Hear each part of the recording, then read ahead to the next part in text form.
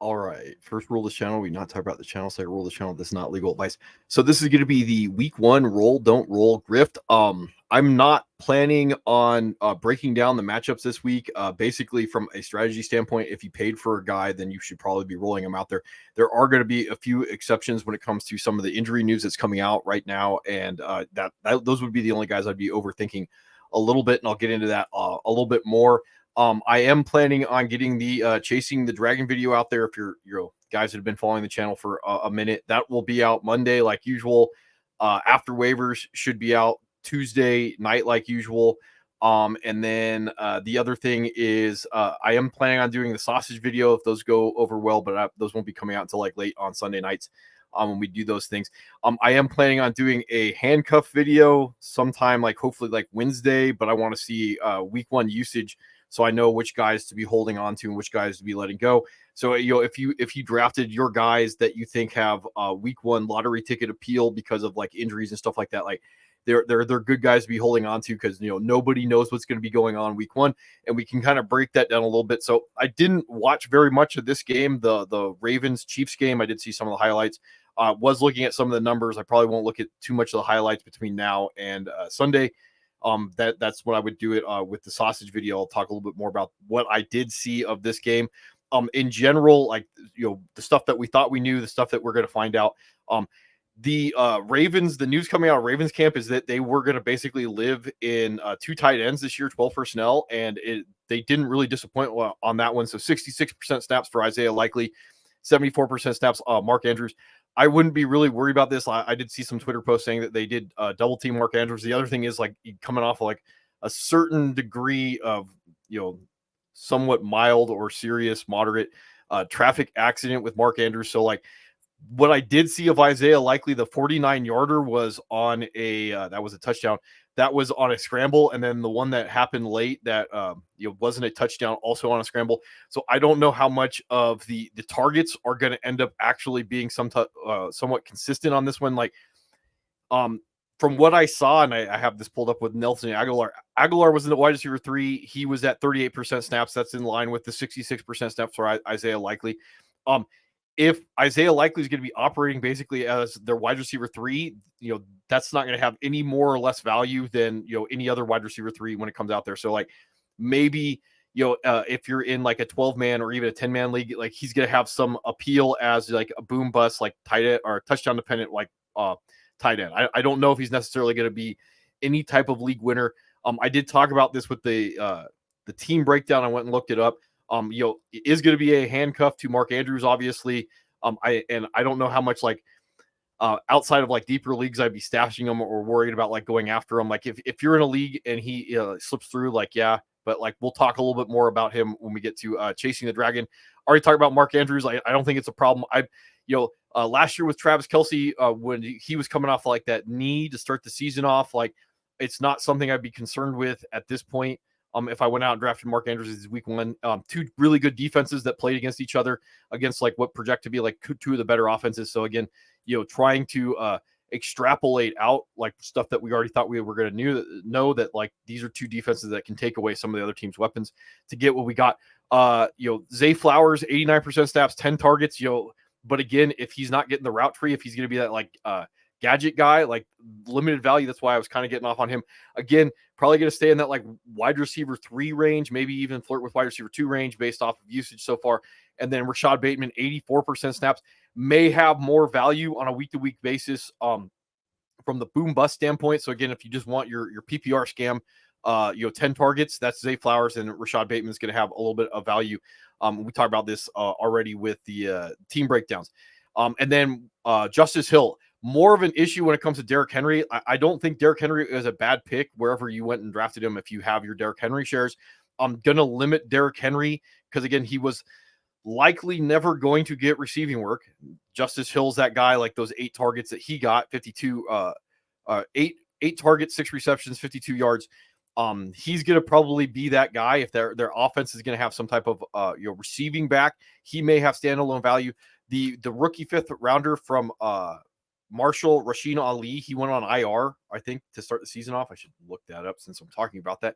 But I don't necessarily know if I would go as far as to say like this is a handcuff. So unless you're in like deeper leagues or anything like that, placed on injured reserve before the opener. So like I don't know how much I would really be worried about like my Justice Hill shares. And again with Derrick Henry, like the idea that Derrick Henry was going to really push up into like 1,500 yards plus like 20 touchdowns or 15 touchdowns to really make him an RB1, like a legitimate league winner. I don't know how that road was going to be there. I don't think this changes anything. I think he's a good punt if you went out and you got your Derrick Henry shares. I don't know how much it wins you anything. When it comes to Rashee Rice, 78% snaps, 9 targets, 103 yards. Like I got him in my main money league because he basically went like I think in the 7th round of the draft, $6 in an auction league. So I thought he was going to get bid up. Worthy and Hollywood Brown got bid up, and that was with Hollywood Brown getting coming with that injury. So again, I just went safe with Rashee Rice. I don't necessarily know how much this is going to be consistent. He's probably going to have the safest floor out of the bunch. I also think he's going to probably have like a week-to-week lowest ceiling because of that theoretical upside when it comes to these guys. So again, right now he's on pace for like 153 targets. And I'm still going to guess he's going to have like plus or minus like 10 touchdowns because of red zone usage. He's going to be a very good pick. Again, it depends on where he's going. In my high school league, and that's the less competitive league that was surprisingly competitive, I believe he was a 5th rounder. So he went all the way up in that league as a 5th rounder. So again, like, my more competitive league, he dropped because of the lack of upside. And then the less competitive league, he went higher because he's a little bit more safe. I generally think you're going to have weeks where it's going to be Travis Kelce weeks, and you're going to see like that week or that floor and that ceiling really compressed together with like Rashee Rice. And, he's going to have like the 6 for 4 for like 30-yard weeks. And if he doesn't get that touchdown, you're going to have this like ugly wide receiver 3. But that's what I talked about earlier.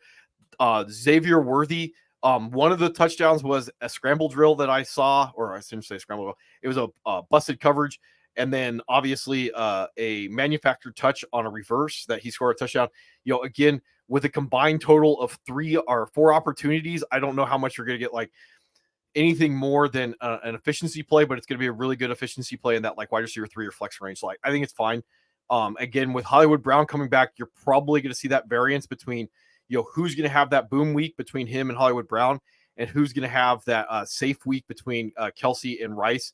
And it's going to be like very unpredictable outside of like certain builds with like your wide receiver 2s or your flexes or your wide receiver 3, something along those lines. And again, with Travis Kelce, 89% snaps, he's going to have his weeks. Again, these are 2 defenses that can take certain guys away.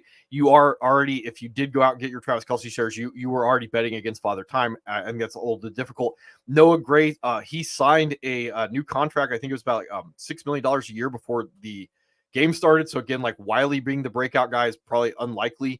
And then he did 54% snaps, 3 for 3 for 37. Would not be surprised if he stays somewhat involved with the offense. But again, this is going to change with Hollywood Brown comes back. We're going to get a better idea of overall usage. I believe Justin Watson was the wide receiver 3 when it came to snaps on this one. And again, he's going to be the guy that they're going to end up trusting. 52% snaps. Did see Sky Moore playing all those guys. So again, all in line with stuff that we already thought we knew. I don't think there's any surprises on any of this stuff going into the season. So other stuff, Jamar Chase, officially questionable. He did come out. I did see that he said if he does play, and I should stress the if, he will be on a snap count. So that's what he said. T. Higgins is looking like he's not going to play with that hamstring. So again, like, being able to predict the future, Andre Iosivas, like right now in that 12-man league, I might be rolling him out in my flex spot. Like that's how much I like him. In my more competitive league, I don't know if I have the roster spot to be able to pick him up at this point because of how my draft shook out in that auction league. So again, like I would like to clear a spot for him. It's probably still a little bit risky on what his upside is. Definitely in that wide receiver 3 dart throw range at this point. I don't know if I would go as far as to say like you're getting like a 15 target Puka week to start the season off, but should be on the radar to play. This would also move Jermaine Burton up because of the shenanigans going on with the Bengals wide receivers. So like this would make him in that like James Worthy type of dart throw range for the Bengals. Because again, if I'm going to guess, like Iosivas and Burton could end up being your two starting wide receivers for the Bengals, and then that's going to allow like Trent Irwin to in your deeper league sneak in as that like safe floor play, probably like that slot guy. But again, like you're also looking at like a bump in Gesicki. So again, depending on how like deep your league is and who you have at your tight ends, like, your guess is as good as mine. The only guy that I would probably really be wanting to throw out there right now is Iosivas, because he's probably the number 2 in this offense one way or another. It doesn't matter what goes on with T and Chase, and then it just becomes an issue of like how much farther he moves up the food chain. So in some way, shape, or form, getting like a wide receiver 3 to roll out there with all that upside, like I would be interested in that. Steelers news, like Russ looks like he's going to be questionable. I don't know how much I'd be rolling him out there. If I am in a league where I really don't like my quarterback situation, and I'm talking about like Jordan Love or Brock Purdy, that are these upside plays because of the passing touchdowns. Like if Justin Fields gets to start, obviously going to have a really high ceiling to roll out Justin Fields. Also a pretty ugly floor based off of like the offense potentially being very conservative, but probably would be a week 1 streamer depending on who you ended up rolling out as your week 1 starter there. And then Pat Freiermuth, he goes out and he signs a 4-year, $48 million contract. And to get an idea where he's going, like that makes him like tight end 9 when it comes to average salary. So again, like they think he's a top 10 tight end at this point. So like at this point, if he's available, probably more of a stash for Pat Freiermuth than I would be going after like Isaiah Likely, if he's available in your league. And then even in my main money league on that one, like some of the guys that I thought went, they were more the smart plays going after good offenses more so than the upside play. Now, the other thing with tight ends, Jatavion Sanders for the Panthers. So Tommy Tremble and Ian Thomas are out, and he's going to get the start. The rookie's going to get the start. Now, outside of maybe a stash in deeper leagues, I don't know how much this is really going to be interesting. Probably more of a chasing the dragon guy than a guy that I would be stashing week 1 to go after it based off of like everything that we know that's going on. Like again, a guy 4th round draft pick, only getting the start because of some injuries, some questions about the offense. I do think the Panthers are going to be better with Bryce Young. It's just a guy that I don't think I have to worry about knife fighting for week 1. If there are guys that anybody's going to go after this week, it's likely going to be Likely. And then that means that like if there is a sneaky week with Jatavion Sanders, I can go after that. Again, with the Panthers, what makes this maybe a little bit different is I could definitely see with Likely, you're buying like maybe the number 3 or number 4 in the offense. And then when you're looking at your Jatavion Sanders, maybe you're looking at Deontay Johnson being the number 1. So there is a theoretical opportunity that Jatavion Sanders could surprise everybody and end up being the number 1 and number 2 in his offense. So again, as opposed to Likely, who's probably never going to make the get into the criteria of what I would expect to be a league winning type tight end. All right, Josh Downs, he's out for the Colts, so that's going to put like Adonai Mitchell in that like boom bust wide receiver 3 range. So again, like if you have your Adonai Mitchell shares, like I would be looking to roll him out there, in that flex range, or if you're in those like 3 wide receiver type leagues. If you have a certain build and you have that like wide receiver 2 spot, like yeah, they're worse guys to be rolling out there. Keenan Allen looks like he's questionable at this point. So again, if you drafted Rome and Rome was one of those guys that like should have been on like everybody's list, is like being able to theoretically have that road to like league winner in one way, shape, or form. Like at this point, like I probably would be rolling out Rome as that flex or as that like wide receiver 3, even again depending on your build with your wide receiver 2s at this point. And then DeAndre Hopkins may or may not play. This is probably less to do. Like I don't know how much you're necessarily going to be winning your league if you're rolling out, or if you drafted DeAndre Hopkins in the first place. Maybe a slight bump towards Calvin Ridley. Again, like I don't know, other than like it looks like it's a game time decision. So again, I probably would be going a different direction. Curtis Samuel, like looks like he's going to play. And again, I think that there's this outside chance that Curtis Samuel could end up being the number 1 in that offense. So like 150 targets. I think it's like doubtful. Again, I wrote this in the comment to somebody. I think I would still be putting my money on Kincaid and then Shakur and then Keon Coleman before I get to like a breakout for a 28-year-old wide receiver in Curtis Samuel. It's not a bad idea. Again, there are probably different directions I would be going when it comes to guessing on this. Maybe a guy in deeper leagues, I'm definitely going to make sure I stash. I don't know how much I would necessarily be banking on the story that we can tell where Curtis Samuel is week 1 winner. But then again, 4 touches for Worthy and he gets 2 touchdowns. So again, like puncher's chance. DJ Shark isn't going to go. So this is definitely going to move up the possibility that you're going to get your Lad McConkey or your Josh Palmer breakouts. Now, when it comes to this, like DJ Shark was always going to be playing that like clear out X position. I think the pundits are calling it like the sacrificial X. Probably going to move Quentin Johnson up a little bit more than like these targets are likely not going to go to anybody, or they're not going to really affect like Josh Palmer or Lad McConkey, other than like maybe some of those targets will end up going to those guys more so than like Quentin Johnston at this point. Like, I don't know. Tyler Lockett, he looks like he's going to play. So the possibility that we're going to get some type of like JSN breakout, maybe slightly lower. I don't think this necessarily changes anything because Jake Bobo is probably the guy that would just slip in and be the wide receiver 3 in that particular situation with what they're playing Tyler Lockett and what's with the draft capital of JSN. Like, it probably doesn't change anything if Tyler Lockett did or did not play. Like, what we still want to know is how much of the offense is going to go through JSN, because DK is still going to have his role within the offense. Theoretical breakout of Malik Washington is not going to happen. He's not going to be making his debut week 1. So again, like, he's one of those guys that I was tracking that we can tell that story where he could theoretically even, be week 1 streamability between like what's going on with Waddle's health and Tyreek Hill over the AJ Apex. At this point, like, again, like, not a guy I'd be interested in it. Jaylen Warren looks like he's going to roll. He's a guy that like I did draft in my main money league. So I do like that he's going to be healthy.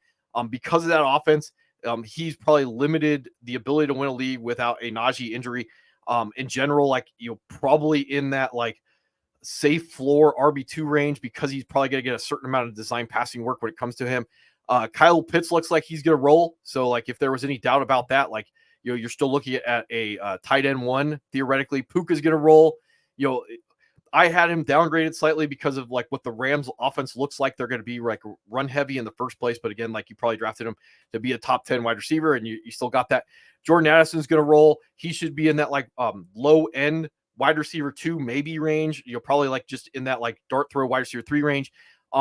With Jordan Addison rolling, you're probably looking at like the possibility of that Jalen Naylor breakout being lower. But at this case, because TJ Hawkinson is going to be on the pup to start the season, like, this would still keep Jalen Naylor in that wide receiver 3 conversation. So this would only be in like deeper leagues to be those guys that would roll out there. There are guys like Iosivas. If I had to roll those guys out there, I would rather be rolling Iosivas off based off this news than the possibility that I could theoretically put together like some type of breakout for Naylor. Brock Bowers looks like he's going to roll. He should be one of those guys like over your Jatavion Sanders or maybe even your Moose at this point that should be rolled in my tight end spot if I was looking to do that. A couple of other news, like Tyrone Tracy is off the injury report. So again, probably like you're looking at fringe 12-man leagues or higher that he should be stashed at this point. Definitely a guy that I will be looking at when it comes to after waivers, when it comes to usage. Again, like, if he's integrated into the offense in any particular way, he's going to be one of those guys that I'm going to be snapping up afterwards. The news that came out about Devin Singletary, their expectation is he's going to get about 80% snaps to start the season. So like, certain design plays to go to Tyrone Tracy over your Devin Singletary, and then the expectation he's going to eat into the offense a little bit. And then the other thing is Luke McCaffrey. He was on the depth start as a starter. So again, like, not a guy that I necessarily feel like I have to go stash ahead of time, but that story is going to end up being there when I'm looking for that guy afterwards.